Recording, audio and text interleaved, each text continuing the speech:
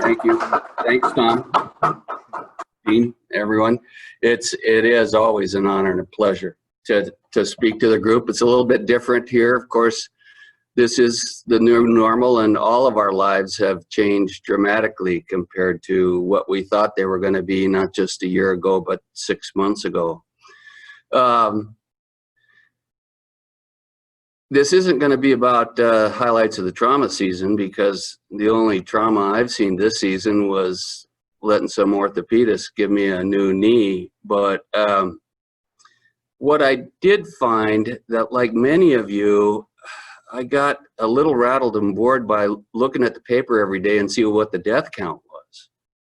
And, you know, as all of us wondered where this invisible monster lurked and were we going to get it, was it going to get our family, etc.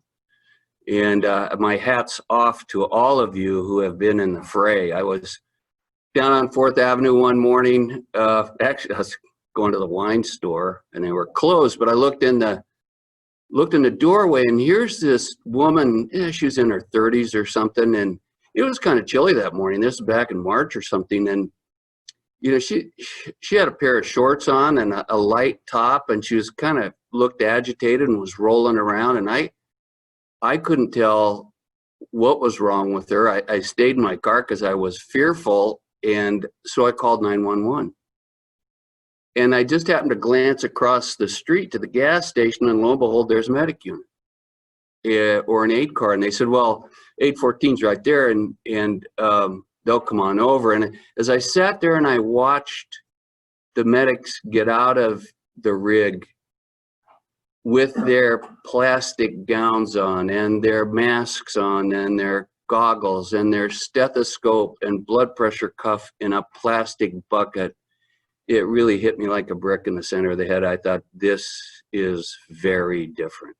I'll be honest, I kind of miss being in the fray, and I called my boss and I said, hey, I'm here if you need me. And they said, stay home, stay healthy. If we need you, we'll use you remotely. So I went out and bought a new monitor, because I gave the other one to my son, who was working from home as an architect, and sat around, as many of us did, waiting for this tsunami of patients to hit us, which fortunately, due to a lot of good decisions done early, it didn't happen. But so rather than looking at the body count every morning, I started to listen. And actually, I was listening to the radio when I heard 2 separate speakers that I'll refer to extensively through this talk.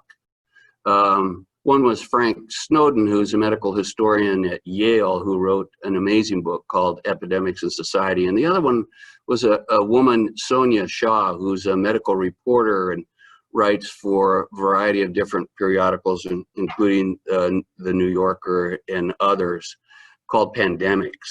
And I heard their talks, that were hour-long talks, and I went out and bought the books and I started reading. Now, I don't know about you, but I don't like to read about what I do for a living.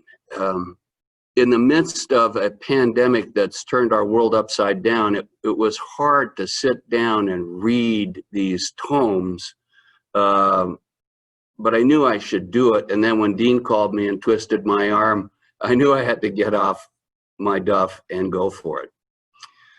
One of the most amazing things I've read, and I would highly recommend the August issue of National Geographic, which you see on the right of the screen, where this physician has this pretty extensive protective PPE on in the early days of the pandemic.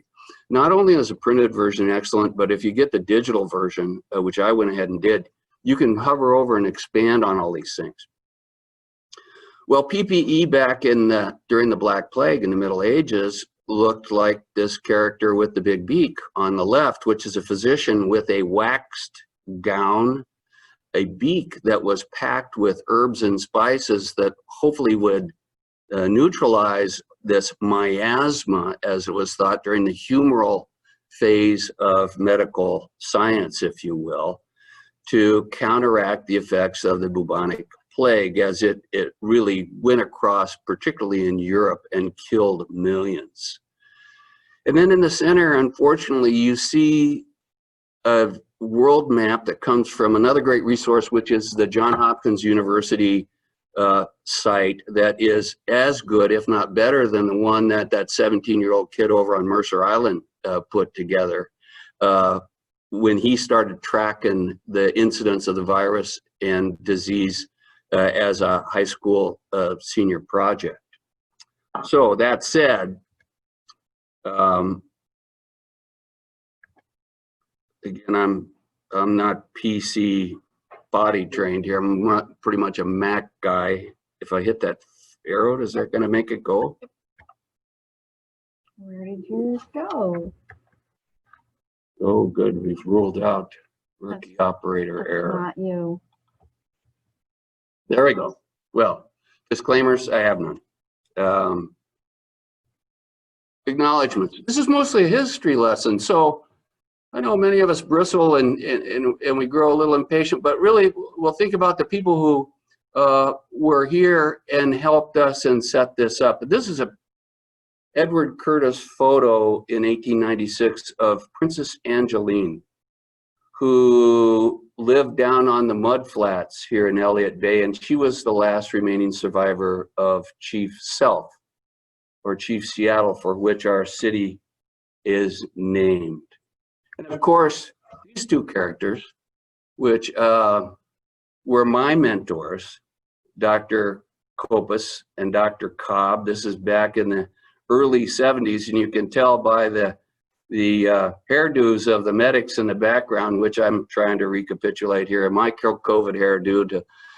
But we all stand on the shoulders of the giants that very patiently trained us. So again, it's not highlights of the summer trauma seasons, but the reflections really of a recently retired trauma surgeon on the lockdown. Here's these three references that I would highly recommend. Snowden's book, and he's a medical historian at Yale. He's an amazing speaker, and this book is very comprehensive, i.e. it's very long, but it's extremely well written. You know, you can ask any bookstore and they'll get it for you. And then Sonia Shaw's book there is a more updated version. Really, she goes from the cholera epidemic in the 17 and 1800s and 1900s, and then again the National Geographic. So this is a real esoteric, highly researched group of references, if you will. But the goal, what I want to accomplish here in the next 45 minutes, is to help you better understand this current situation by putting the COVID-19 pandemic in a historical perspective. I know you're bummed out because you can't go to the bar, you can't go listen to live music, you can't go bowling, you can't get your nails or your hair done.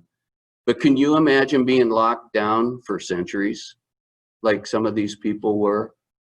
So if in a historical perspective, what we're going through and been through now, even though it has changed all of our lives, is still a fraction of what the human race has endured over the last several millennia. So I'll review the lessons of history and the characteristics of some of these pandemics. It's not at all exhaustive because we don't have the time, but I'll try to illustrate some of the principles of pandemic evaluation and management through these examples. So we'll go over the broad historical perspective and then specific pandemics, which was the Great Plague or the Bubonic or Black Plague of the 13th to the 15th centuries. The smallpox pandemic that really swept through Eurasia and the Americas and nearly decimated the native population of North, Central, and South America. The 1918 flu epidemic, and then cholera as well. Just parenthetically, I'd recommend another resource to you. And it was another thing I stumbled upon. I'm kind of a big fan of public television. But there's two in the American Experience series in PBS. One is on the 1918 flu epidemic, which is really super. And the other one is on the polio epidemic, which is near and dear to my heart because I'm old enough to where I can remember the polio epidemic and the summer that I couldn't go to the swimming pool, which I couldn't do this summer, but that was because my orthopedic surgeon said I couldn't. But nevertheless, those two episodes are really amazing. And another disease you definitely don't want to catch is cholera. In a broader perspective too, as we're starting to realize as we listen to and watch the evening news that mass amount of tension and change in people's lives is starting to boil over. And these are causing changes in people's behavior, which also then reactively causes changes in the way we are governed and the way that laws are enforced. And lastly, I'm gonna share with you some interesting stories about how these pandemics affected warfare and conflict. So just a few terms. One's the incubation period, and that's the time between when you had a significant exposure that invades your body to when you first start showing symptoms. And that incubation period can be very short, like cholera, or it can be a week or two long, as in polio and other diseases. The other one is the R number. And the other resource that I read very early was from the Imperial College of London that was called The Hammer and the Dance. And it was again, the guy was a medical journalist, but he really described in great detail, and I didn't put that in my references, and I apologize, but it's called The Hammer and the Dance. And you can pull that off of the internet, but that is well worth your hours of time because it really explains the rationale behind the shutdown. The other thing is epidemic, which is usually localized to a community or a country, or pandemic like we've seen now that goes really throughout all, if not a big portion of the globe. Morbidity and mortality, of course, you're familiar with. That's the illness, the symptoms, and then how many people die. And then the case fatality rate, which is if you take the number of deaths from that disease and divide it by the total number of cases, that's your case fatality rate. And that was spoken by our president the other day when he said, well, our case fatality rate is one of the best in the world. Well, and my wife flew off the handle and I said, you know, honey, I think unfortunately he's right. And I looked it up, and indeed the case fatality rate in the United States is very low. It's you know, 1% or less if you look at it. And that's for a whole variety of reasons. Obviously, if you have a great number of cases, whether they're symptomatic or not, and with the current methodology, these are people who test positive, and now are becoming aware that a lot of people who test positive aren't symptomatic. So you can dilute your case fatality rate by having a lot of asymptomatic positive tested people around. So those are just some terms that you'll hear that I want to make sure that we're on the same page. Some conditions that really have favored through the years the pandemic spread and affect mortality, and a big one is population density. All of the pandemics that have really occurred have been after periods of really expansion of the population due to decreased morbidity and mortality, whether it was in the Roman Empire and all the things they have. And if any of you have been to London, or excuse me, not London, to Rome, I mean, you can walk up to any public fountain in Rome and put your finger over the little hole, you can put it over the spigot, and out of the top in a little hole is a drinking fountain. And everybody knows in Rome that through the aqueducts that were built by the empire, that the water in Rome is extremely safe and fresh. And in fact, the Visigoths, when they invaded Italy, knew that one of the things they had to do was just destroy those aqueducts, and the Roman Empire was going to crumble. But when you go to Rome, once the dust settles on all this stuff, you got to go have a drink out of a public fountain. It's truly an amazing experience. It also has to do with travel. The bubonic plague and the spread of these diseases around the Mediterranean was due to not only the travel from the east along Marco Polo's spice route, but then to the ships that sailed the Mediterranean into a variety of the ports.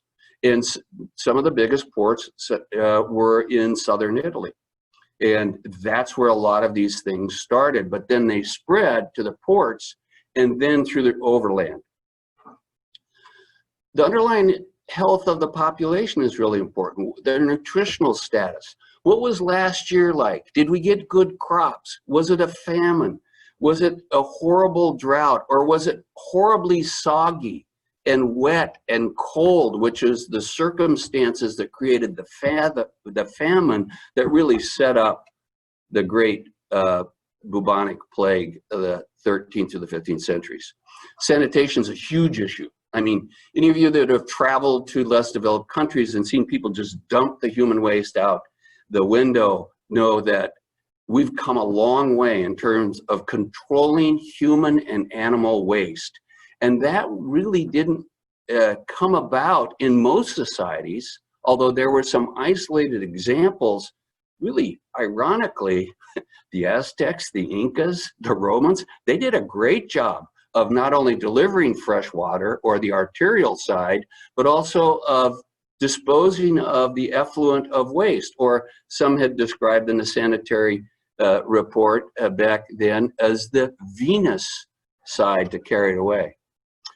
Medical care. Through this whole period, medical care has changed dramatically from the humoral aspect of medicine, where they thought disease was due, if not to some divine intervention of God striking wrath on a population of sinners, and we've even saw that with Jerry Falwell and some people not long ago during the AIDS epidemic, but also then the humoral aspect of medicine, where it was this due to this miasma or the vapors of these odors that came out of the filth and the waste that were on the ground and in the ditches.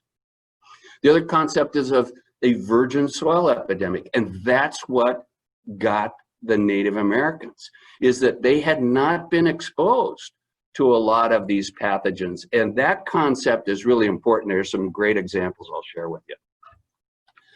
Well, this very lavish slide here is of the fold out, if you will, of this August issue of National Geographic. And you can see these spikes, that the number of people who die is the x-axis or the height, and the duration is the width of the triangles. But you can see the early or Justinian plague here lasted quite a while and was a long, long time ago. One of the great things about the digital version is if you hover over these triangles, it just pulls down a bunch of information. Look at that width of that red triangle compared to the bubonic plague or the Black Death. Now, these were due to the same organism, Yersinia pestis, which is a bacterium. But then you can see these other ones that are notable. Look how skinny this one is here. This is the 1918 flu epidemic, AKA the Spanish flu, which of course is a misnomer. It was only because the Spaniards reported it early.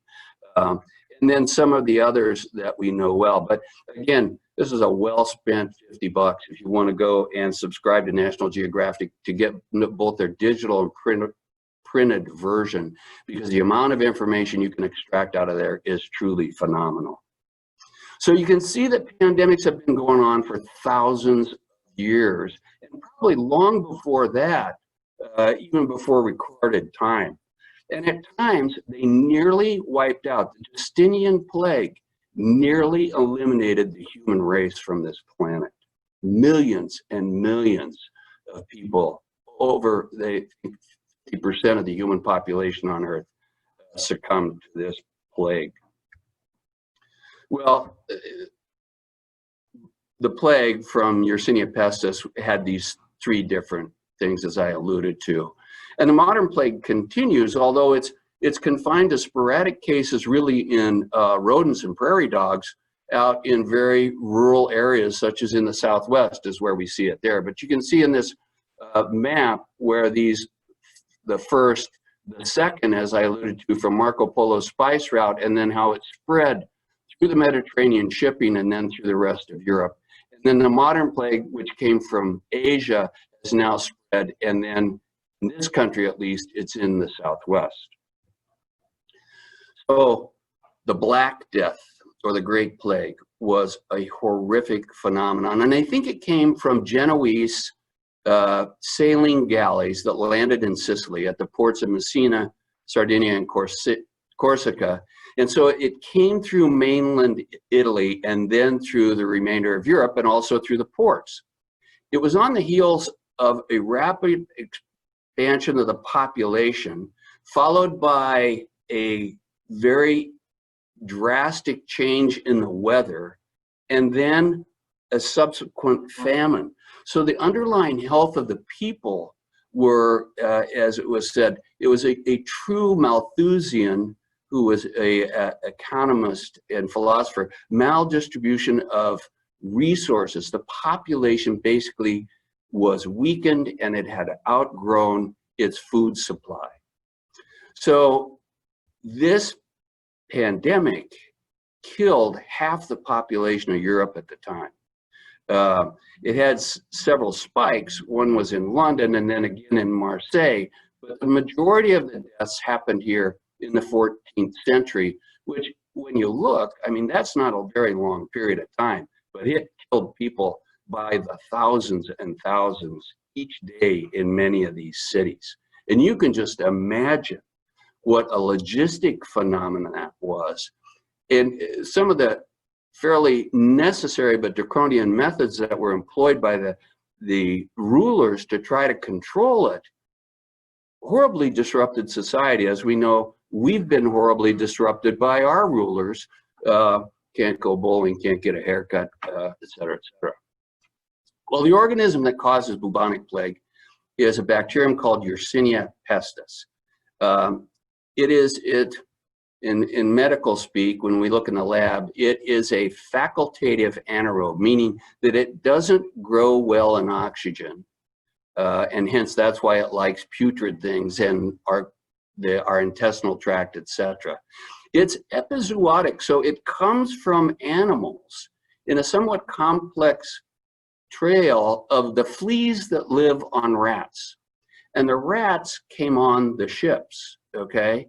Now, it said that the original rats that it infected, the black rats or ratus, were these nice little cute guys that liked people. They weren't afraid of people. They lived up in the thatched roofs, and the kids would make pets of them. So they lived in very close contact with human beings.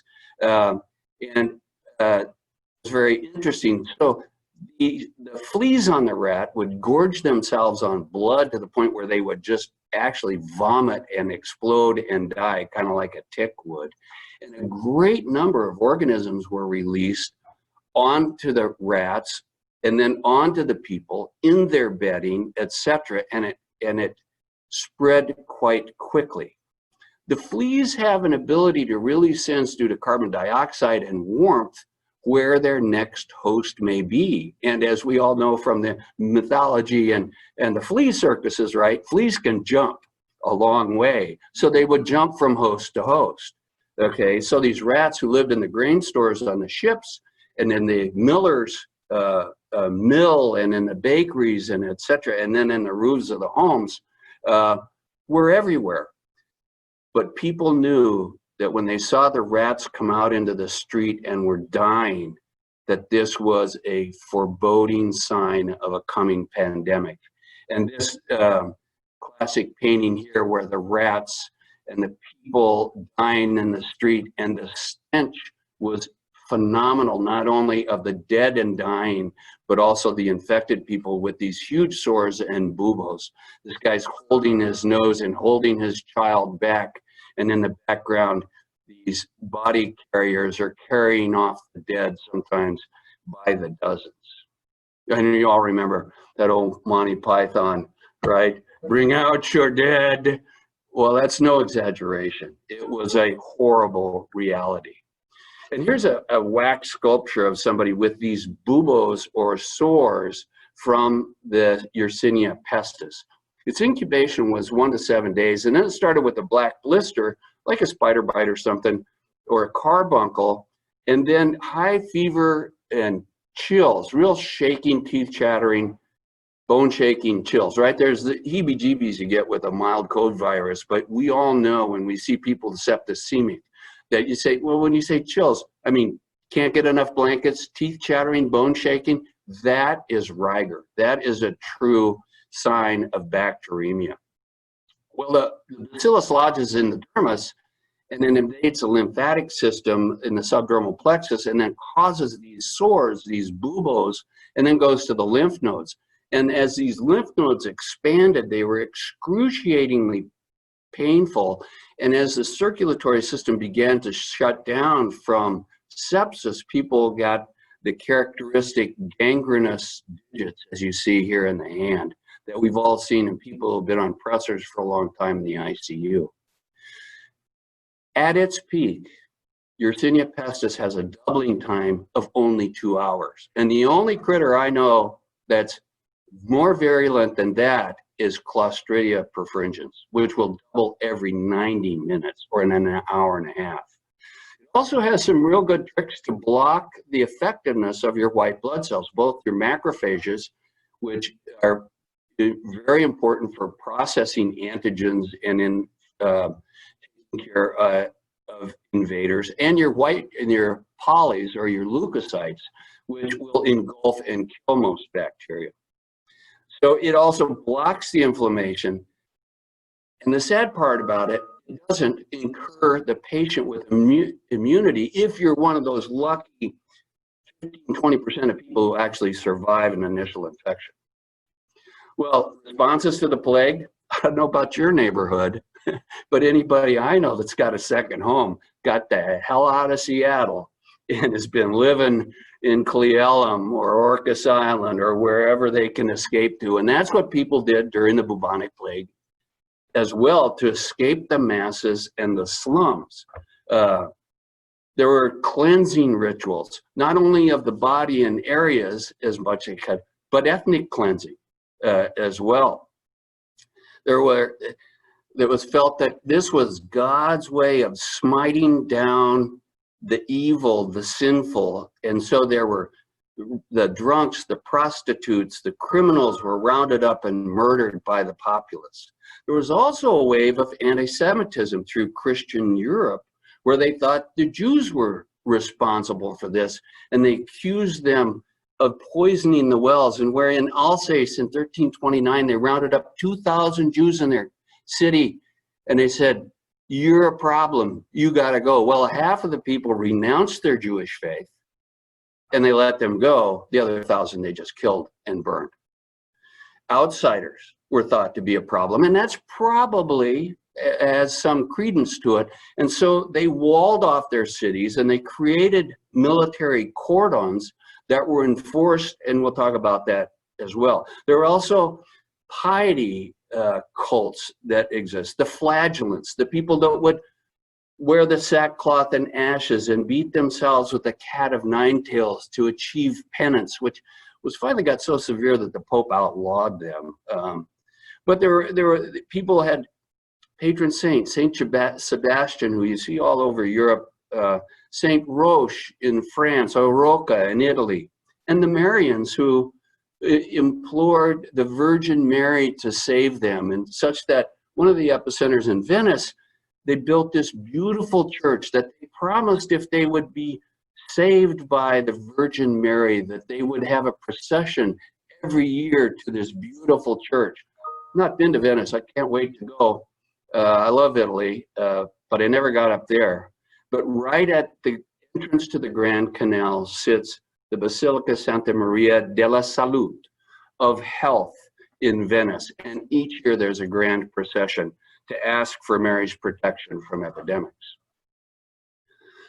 Well, things were pretty rudimentary back in those days, and the public health responses were very basic. However, there were some things that evolved that were important. One was the formation of the Board of Health with designated health ministers in these major cities. And most of this started in the Italian city-states Salerno, Venice, Naples, etc.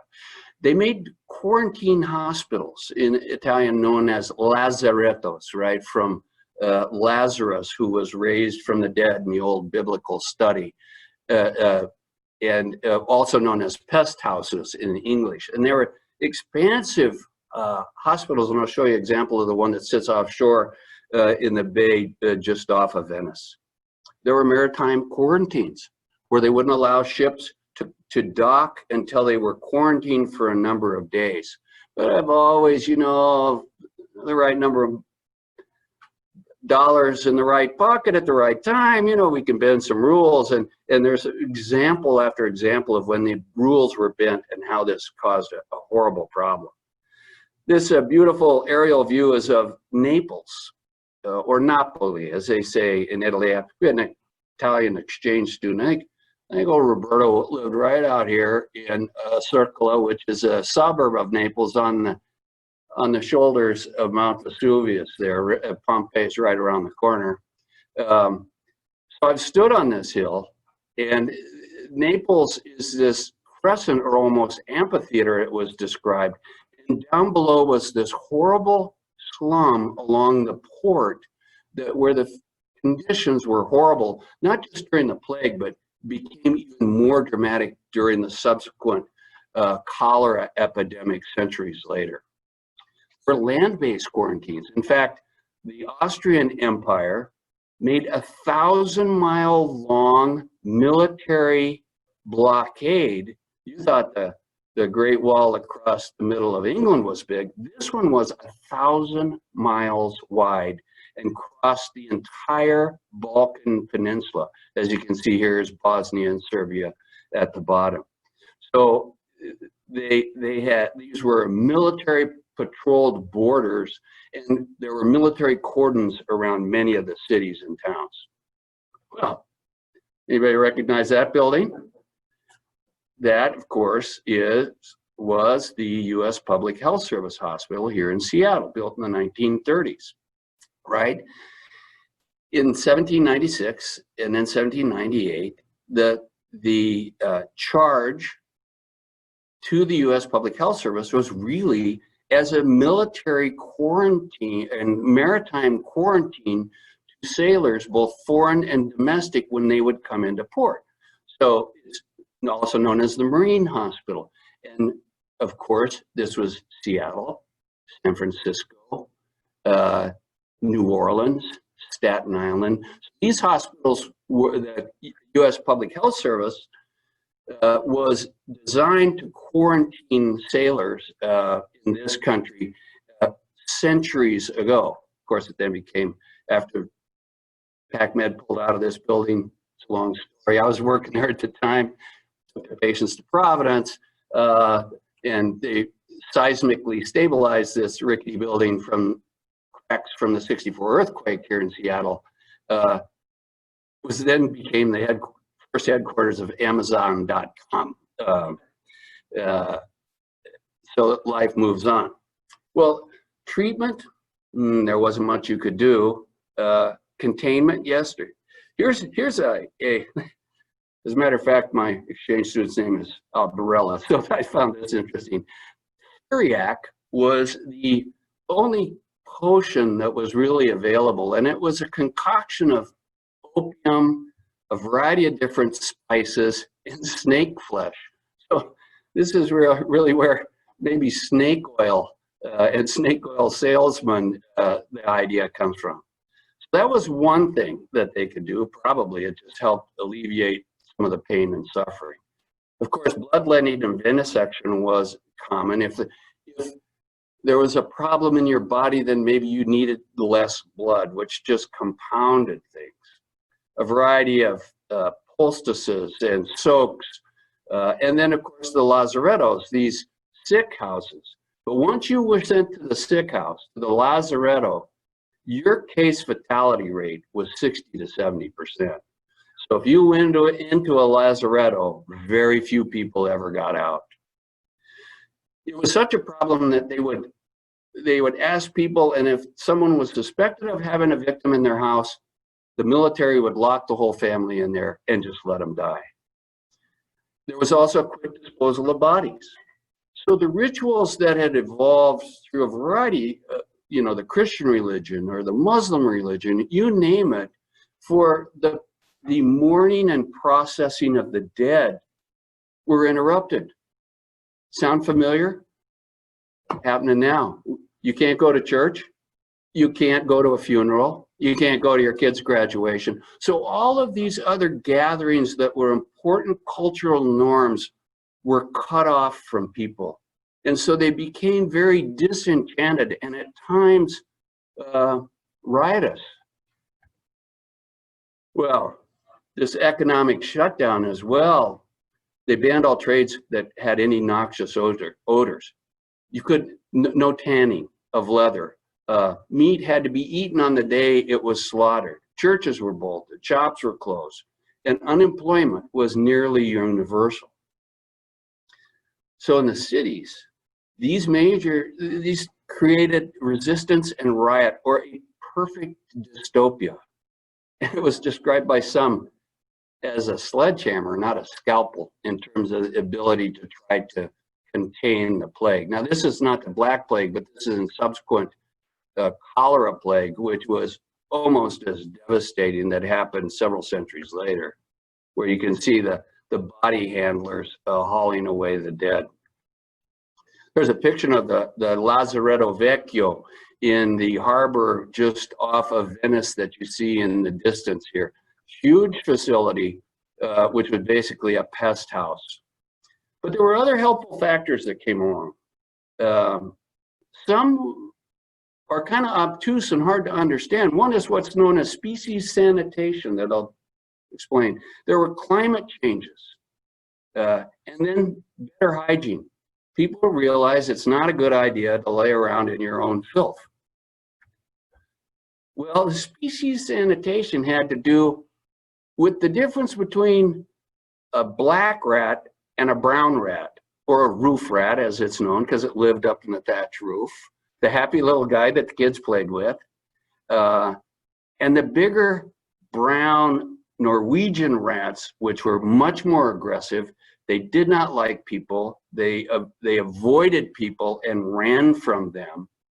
And so the plague really came on the backs of the fleas of the black rats, the happy little guys. Well, these big mean rats ran these guys out of town. As a result, it finally eliminated, for a significant degree, this intermediate vector, which was the black rat, the happy guy. The other thing that happened is the climate changed. Now, they would see the epidemic wax and wane, and it would go down every winter. And in the 17th century, in the 1600s, there was a little ice age. And you can see all these pictures of these medieval Dutch painters of people ice skating on the canals in Holland. I mean, when's the last time a canal in Holland froze over, particularly in this day and age, right? But it was quite common during that period of time. And in fact, the Baltic Sea itself froze. This reduced the number of fleas, which decreased the pandemic as well, because the fleas were the vector that on the backs of the rats. Interestingly enough, on the other side of the coin, in 1850, it started to warm back up, and then we saw the third wave of the bubonic plague pandemic. Well, improved hygiene. They got rid of most of the thatched roofs. I think the English were a little slow to come around, as you can still see a lot of those out in the countryside in England. They started to pave the floors rather than have them made of dirt. There was a thinning of the human population. Again, nearly half of the population of Europe died. But there was also the invention of soap in a bar, which was portable, and increased emphasis on bathing and keeping people clean. Now, the political fallout is felt by some sociologists to really solidified this idea, because these health ministers had absolute power. If they locked you in your house, you were done. If they sent you to a lazaretto, that was it. So this period of increased state power and described as absolutism came about? Well, in his book, Frank Snowden talks about general considerations of any plague. What's the causative organism? What's the total morbidity and mortality? What's your case fatality rate? What's the nature of the symptoms of the disease? Are they occult? Are they silent, or are they obvious? Is the disease new or familiar to a population? Again, this spread to the immunologically naive Native Americans was devastating. What's the age profile of the victims? Our current pandemic, it got the elderly first. It went through the nursing home in Kirkland like the bubonic plague, right? And amazing, and even got some younger people in its path. A 37-year-old ER physician nearly died had he not been put on ECMO. What's the social profile of this? Oh, back the age profile, polio, disease of children. Me, 3-4-year-old kid couldn't go swimming in 1957. Oh, that was devastating, all right? What's the social profile of the sufferers? Is it the poor, or does it affect all social levels and strata equally, as did some of the other diseases that came later? Mode of transit, smallpox, which didn't care who you were. You could be there are 140 different rulers of the world that died from smallpox. So it really wasn't a disease of the poor. What's the mode of transmission? We talked about this complicated thing with the rats and the fleas, all right? How rapidly does it progress? And how does society understand and process this problem? And what's the typical duration? Well, smallpox, which is, of course, a virus, right? An orthopox viruses, they're unlike bacteria. They're much, much, much smaller. They are able to live without a host, but they need the host because they transform the host cells into factories to multiply their virus. They've been described as just a piece of DNA wrapped in trouble. There's no particular animal reservoirs except maybe the flagellates of others, but really no animals. But it's highly contagious, viruses are. You know, people lived with smallpox back in this era like we live with the common flu. It's like, well, everybody gets smallpox, you know, big deal. You know, you get a lot of scars on your face. Well, scars on your face, having been a smallpox survivor, actually made you more employable. And in fact, George Washington himself contracted smallpox. And that's part of a very interesting story. But you can see the urbanization, the crowded factories, as some socialists will call the laissez-faire capitalism of the industrial age, but warfare and colonialization, and it affected all classes equally. There's a picture of a very pockmarked young man, okay? And you can see that when you get into this deepening of the lesions in the subdermal plexus, it causes these very, very dense and deep scars.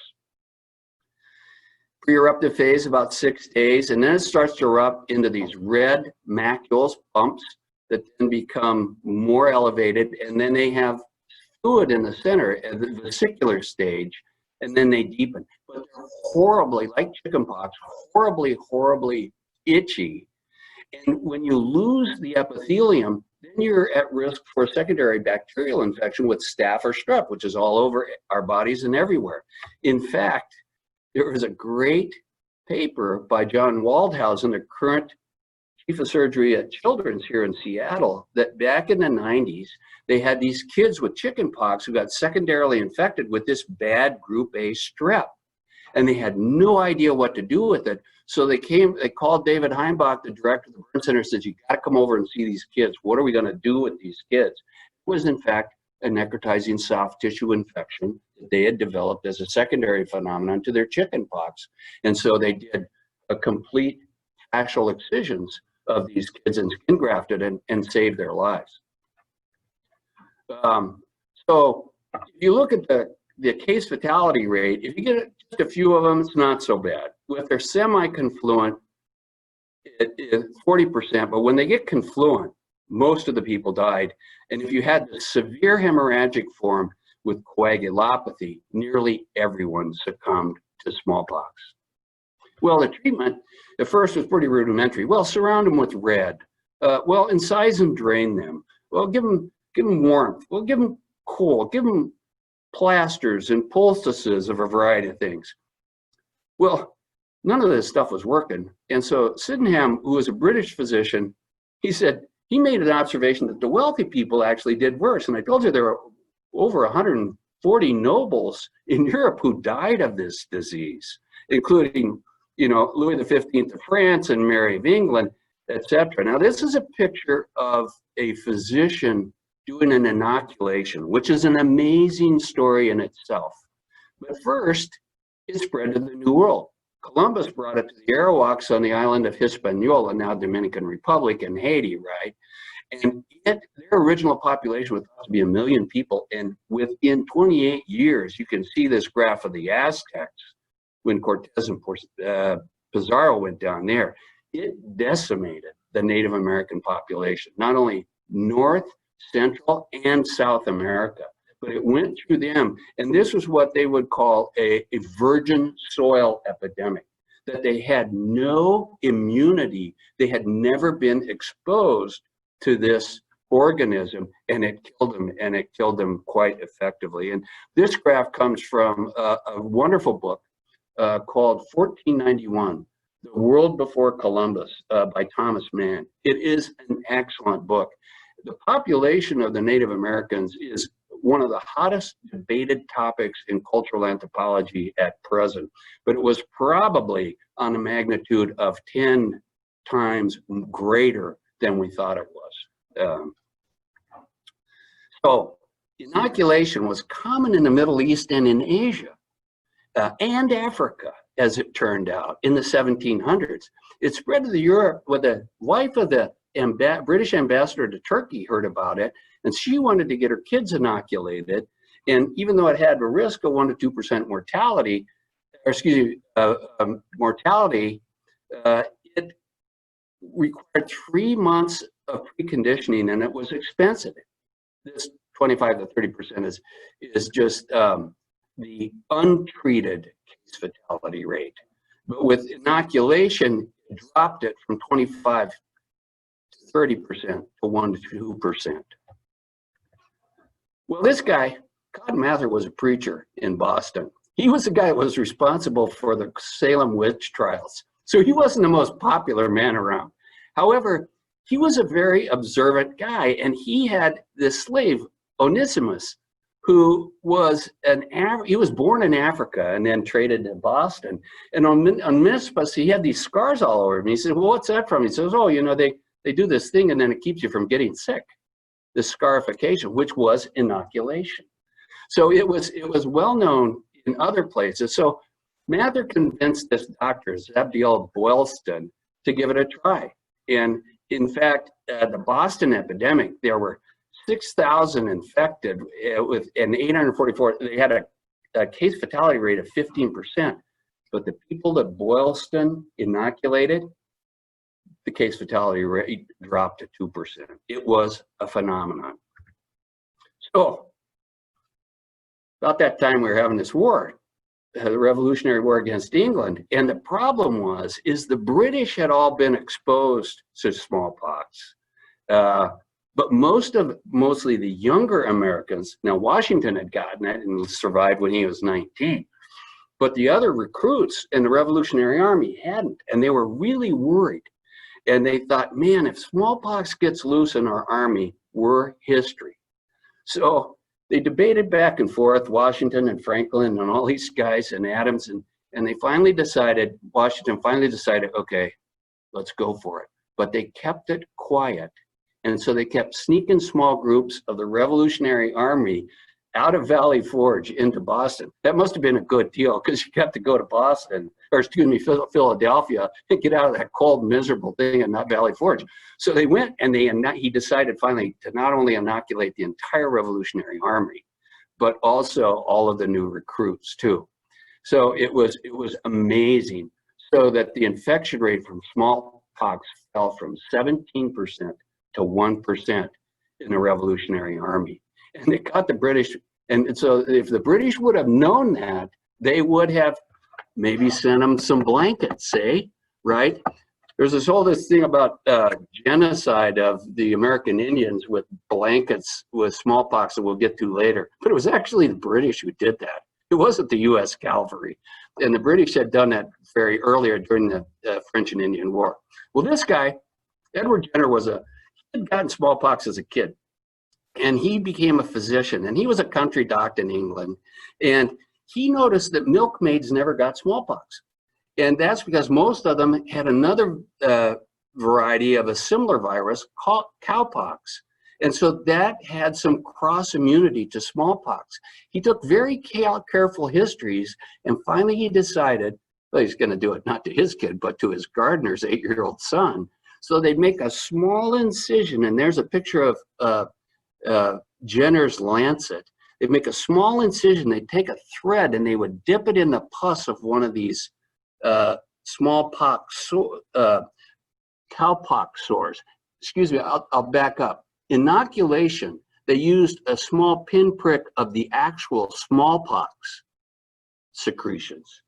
That was inoculation.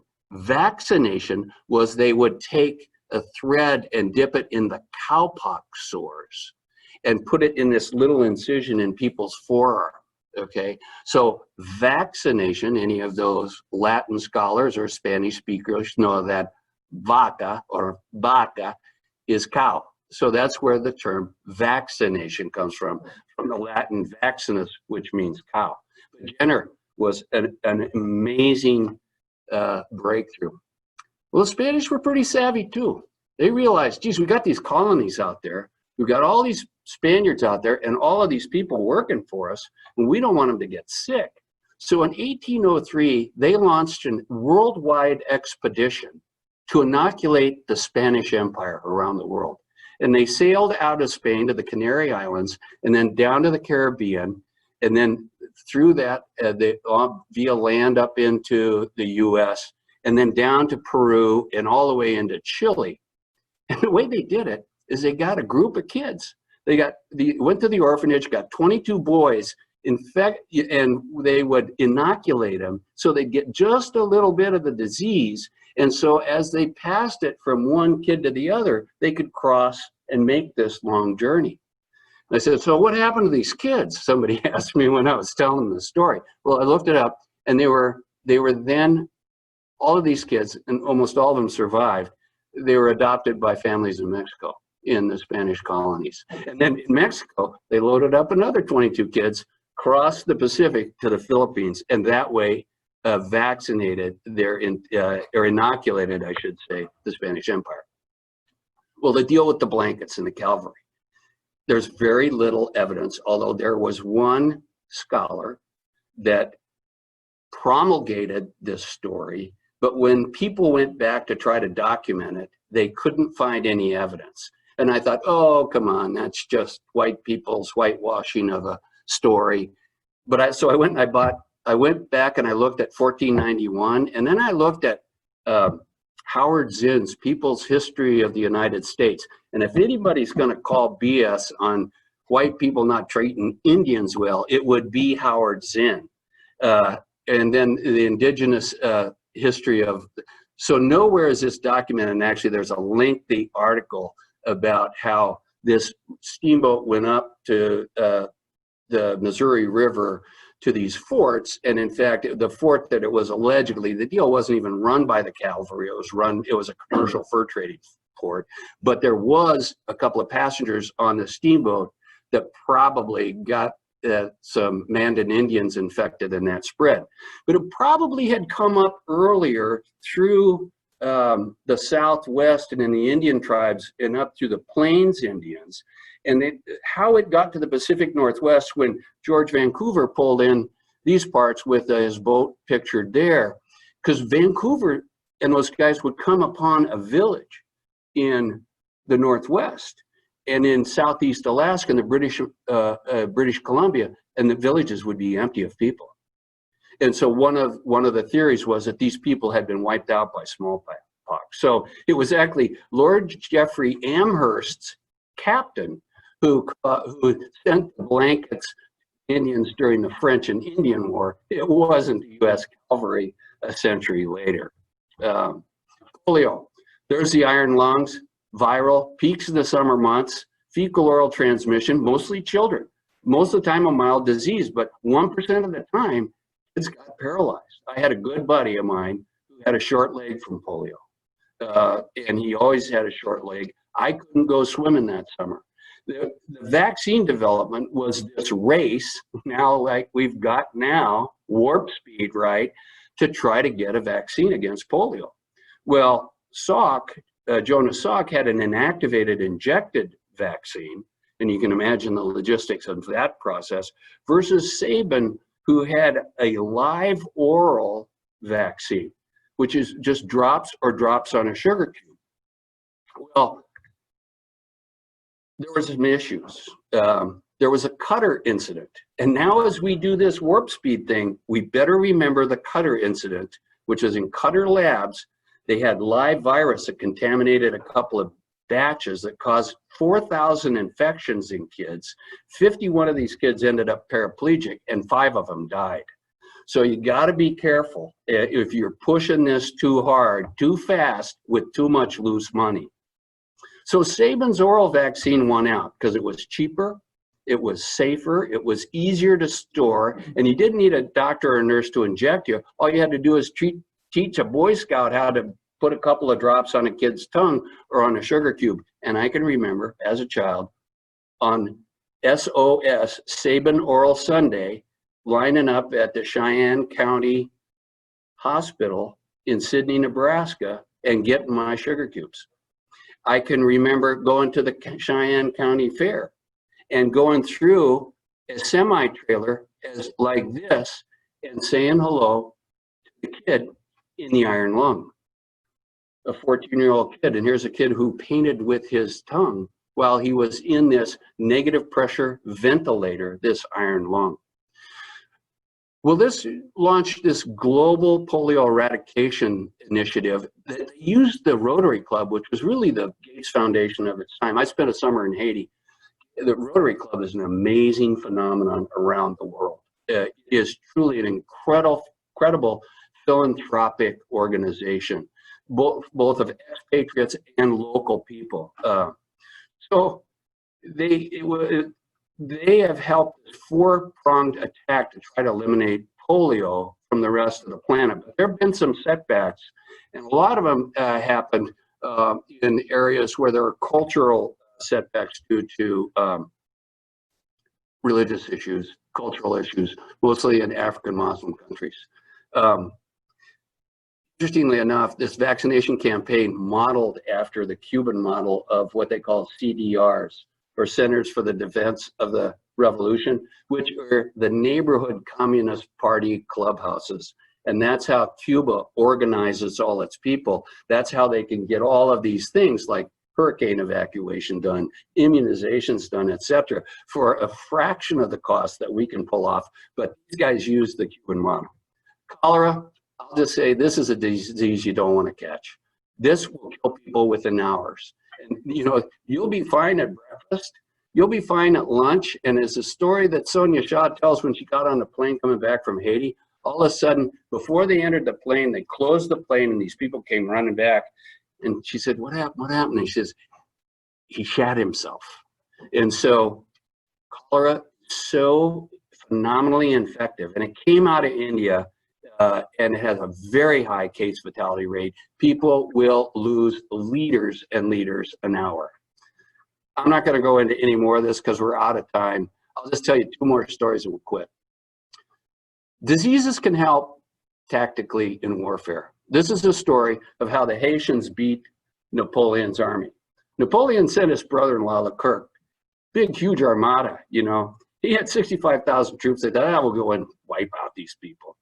Well, they were importing slaves into Haiti so fast that people would just walk off the docks and go up in the mountains and live like they did in Africa. And so there were all these Haitians just laying around. Well, some of them got trained militarily and are very good, like Toussaint here. These guys beat Leclerc and these guys. They just kind of dawdled and they let him sit here in the lowlands, and as they inflicted upon him guerrilla warfare, just kind of picking at him. They weren't lining up with muskets, you know. They were doing like the Revolutionary Army did in this country. And in fact, they were in cahoots with us for a while. And so what they did is they waited till the summer, and then they let the French come up the Artibonite River because they knew it was yellow fever season and the mosquitoes would be there.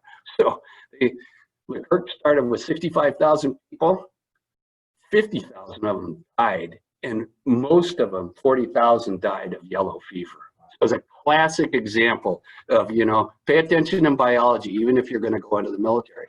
The other story, don't mean to beat up on the French here too much, but when Napoleon went to Moscow, you know, he was hell-bent on controlling the world. And this is a classic diagram, and it's an example of anybody that teaches anybody how to graph. This is the start, and the width of this brown, but it originally was a red line, is how many soldiers he had. And these are the rivers he crossed, right? This is the distance. It's also got the graph of the mean temperature here. So they started out here in the fall, which was a bad move. I think the Germans learned that in World War II as well. And slowly but surely, his people started to die, not so much of warfare, but from dysentery, typhus, and then as they started to retreat from starvation and cold exposure. So he started with 40,000, he came back with 10,000 men. Classic example how one must appreciate the natural environment, which is your length of your supply chain, right? You saw the movie Dunkirk. That's why the Nazis didn't come after those guys, because they didn't want to run out of the tanks to run out of gasoline. So they stopped 30 miles short, or they would have annihilated the British on the beach of Dunkirk, right? So they've learned that don't let your supply chain get too long. Those are two classic examples. Influenza pandemic here in Seattle. You know, you got in trouble with the police if you didn't wear your mask, okay? Because there were 50 million deaths in just 2 years. And many of them died from secondary bacterial pneumonia because this was before the era of antibiotics. So, I'm sorry, we can't go out. We can't go bowling. We can't go to the bar. We can't go to church. We can't go to the concert. But this is nothing new, right? This has been happening to human beings for thousands and maybe millions of years, okay? Our current state of the pandemic is very, very widespread. Why it got this bad in this country so fast, you can read, but not to be political, but to be fair, that there is a school of thought among many, very wealthy many, libertarians, that government should have two purposes. One is to defend our country from foreign invaders and to protect property, period. Nothing else. Well, when our current administration turned over, despite the fact that two previous and many previous administrations had gone to enormous lengths to set up early surveillance and monitoring and treatment and logistic strategies, hundreds of pages deep of documents, it was decided that the thing that was going to be done was to cut government funding 15% across the board. It happened to the National Weather Service. It happened to the Atomic Energy Commission, which is under the Department of Energy, just around the corner here in Hanford, probably one of the biggest pending human disasters ever managed. And it happened in terms of pandemic response teams as well, which were disassembled.